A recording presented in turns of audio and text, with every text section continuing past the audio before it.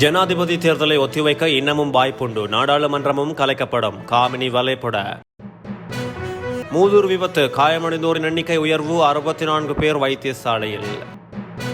இலங்கை அணியை தேர்ந்தெடுக்க புதிய முறை. கிரிக்கெட் வர்ணனையாளர் வெளிப்படுத்திய ரகசியம்.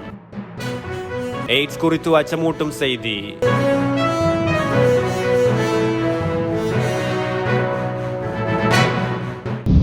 ஜனாதிபதி தேர்தலை ஒத்திவைப்பதற்கான சாத்தியக்கூறுகள் இன்னும் இருப்பதாக நாடாளுமன்ற உறுப்பினர் காமினி வலைப்பட தெரிவித்துள்ளார். ஜனாதிபதி மூலம் நாடாளுமன்றமும் கலைக்கப்படும் எனவும் அவர் தெரிவித்துள்ளார். சிங்கள ஊடகம் ஒன்றுக்கு கருத்து தெரிவிக்கும் போதே அவர் இவ்வாறு தெரிவித்துள்ளார். மேலும் தெரிவிக்கையில், ஜனாதிபதி தேர்தலை ஒத்திவைப்பதற்கான சாத்தியக்கூறுகள் இன்னும் காணப்படுகின்றன. அரசியலமைப்பின் ரீதியாக, சட்ட ரீதியாக அதற்கான வாய்ப்புகள் உண்டு.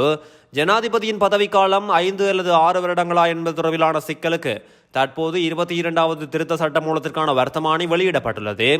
அது எதிர்வரும் வாரத்தில் நாடாளுமன்றில் சமர்ப்பிக்கப்படும். அதனைத் தொடர்ந்து 3/2 பெரும்பான்மை அல்லது சர்வஜன வாக்கெடுப்பு மூலம் அதனை அமுல்படுத்துமாறு உத்தரவிடப்படும்.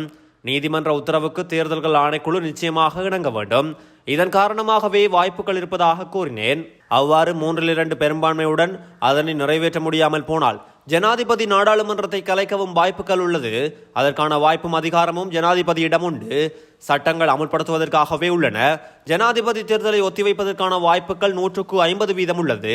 சர்வஜன வாக்கெடுப்பில் எந்த தீர்மானம் எடுக்கப்பட்டாலும் தேர்தல் ஒத்திவைக்கப்படுவது உறுதி என தெரிவித்துள்ளார். மூதூரில் இடம்பெற்ற பேருந்து விபத்தில் காயமடைந்தவர்களின் எண்ணிக்கை 64ஆக உயர்வடைந்துள்ளது. திருகோணமலை மட்டக்களப்பு வீதியில் தனியார் பேருந்து ஒன்று வீதியை விட்டு விலகி விபத்துக்குள்ளானதில் 51 பேர் காயமடைந்துள்ளனர். இந்த விபத்து மூதூர் கெங்கே பாலத்திற்கு அருகில் நேற்று வெள்ளிக்கிழமை இடம்பெற்றுள்ளது. பஸ்ஸில் பயணித்த பயணிகள், சாரதி உட்பட 51 பேர் காயமடைந்த நிலையில் மூதூர் வைத்தியசாலையில் சிகிச்சைக்காக அனுமதிக்கப்பட்டுள்ளதாக போலீசார் தெரிவித்துள்ளனர். யாழ்ப்பாணத்திலிருந்து கதிர்காமம் நோக்கி யாத்ரீகர்கள் குழு ஒன்று ஏற்றி சென்ற பேருந்தே இவ்வாறு விபத்துக்குள்ளாகியுள்ளது. சர்வதேச போட்டித் தொடர்களில் பங்கேற்கும் இலங்கை அணியின் பெயர் பட்டியலை தயாரிப்பதில் அணியின் தேர்வுக்குழு பல்வேறு விமர்சனங்களை எதிர்கொள்கிறது. பெரும்பாலும் இலங்கை கிரிக்கெட் ரசிகர்களால் இந்த குற்றச்சாட்டுகள் முன்வைக்கப்படுகின்றன. எவ்வாறாயினும் எதிர்காலத்தில் அணியை தெரிவு செய்வதற்கு AI தொழில்நுட்பம் பயன்படுத்தப்படும் என கிரிக்கெட் வர்ணனையாளர் பந்துல சமன் வதுரேகம தெரிவித்துள்ளார். இலங்கை கிரிக்கெட் கட்டுப்பாட்டு சபையின் தலைவர் ஷம்மி சில்வா மற்றும் அமைச்சர் ஹெரின் பெர்னாண்டோ ஆகியோர் கிரிக்கெட் விளையாட்டில் AI தொழில்நுட்பம் மற்றும் தகவல் தொழில்நுட்பத்தை இணைக்க உழைத்து வருகின்றனர். AI தொழில்நுட்பத்தின் கீழ் அணியையும் அணி தலைவரையும் தேர்ந்தெடுக்க முடியும் என்றும் அவர் கூறியுள்ளார். கடந்த ஆண்டு HIV எய்ட்ஸ் நோயால் பாதிக்கப்பட்டுள்ள 40 குழந்தைகள் இனங்காணப்பட்டதாக தேசிய பாலியல் நோய் மற்றும் எய்ட்ஸ் ஒழிப்பு திட்டம் தெரிவித்துள்ளது. வயோதிபர்களின் எண்ணிக்கை 3169ஆக பதிவாகியுள்ளதாக தேசிய பாலியல் நோய் விசேட வைத்திய நிபுணர் வினோ தர்மகுலசிங்க தெரிவித்துள்ளார். HIV-யால் பாதிக்கப்பட்டவர்களின் எண்ணிக்கை 2022இல் 607ஆகவும் 2023இல் 694ஆகவும் பதிவாகியுள்ளதாகவும் இது 14% அதிகமாகும் என்றும் அவர் குறிப்பிட்டுள்ளார். இந்த 694 நோயாளிகளில் 613 பேர் ஆண்கள் எனவும் அவர் குறிப்பிட்டுள்ளார். இதற்கிடையில் 15 முதல் 24 வயதுக்குட்பட்ட 11 வயதினரிடையே எய்ட்ஸ் பரவுவது அதிகரித்து வருவதாக விசேட வைத்திய நிபுணர் வினோ தர்மகுலசிங்க மேலும் குறிப்பிட்டுள்ளார். மின் கட்டணம் அரசியலமைப்புக்கு அமைய 18 லட்சத்துக்கும் மேற்பட்ட மின் பாவனையாளர்களுக்கு நன்மை கிட்டியுள்ளதாக மின்சாரம் மற்றும் எரிசக்தி அமைச்சு தெரிவித்துள்ளது. அதற்கமைய 18,43,762 மின் நுகர்வோர்கள் அதிகபட்சமாக ₹280 மட்டுமே மின்சார கட்டணமாக செலுத்த வேண்டும் என அமைச்சு சுட்டிக்காட்டியுள்ளது.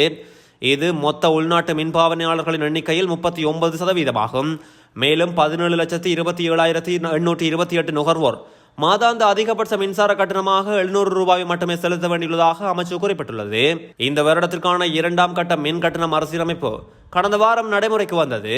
இதன்போது நாட்டு மக்களின் ஆலோசனையும் பெற்றுக்கொள்ளப்பட்டமை குறிப்பிடத்தக்கது.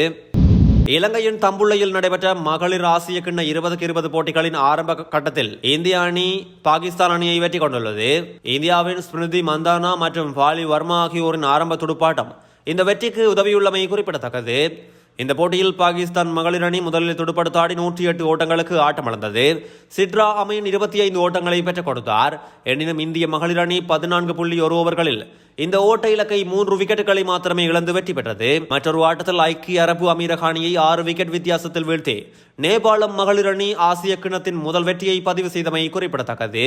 116 ஓட்டங்கள் எடுத்தால் வெற்றி என்ற இலக்கோடு களமிறங்கிய நேபாளம் தொடக்க ஆட்டக்காரர் சம்ஜனா கட்காவின் 45 பந்துகளில் ஆட்டமிழக்காமல் 72 ஓட்டங்களின் உதவியோடு இலக்கை அடைந்தது. இந்த நிலையில் மலேசியா தாய்லாந்தையும் இலங்கை பங்களாதேஷ் அணியையும் இன்று எதிர்த்தாடுகின்றமையும் குறிப்பிடத்தக்கது.